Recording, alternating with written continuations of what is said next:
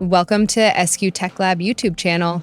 In this video, we will learn how to blend a text with an image in Photoshop. Click on Text tool.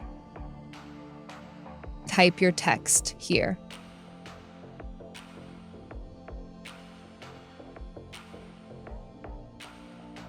Then resize the text. Change the position of the text also. Double-click on right side of the text layer. You will get this blending options window. Go down and you will find underlying layer option.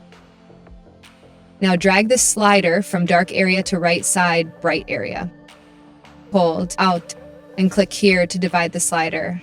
Move the slider part slowly to make a smoother transition.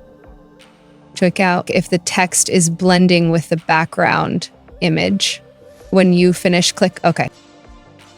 Fantastic.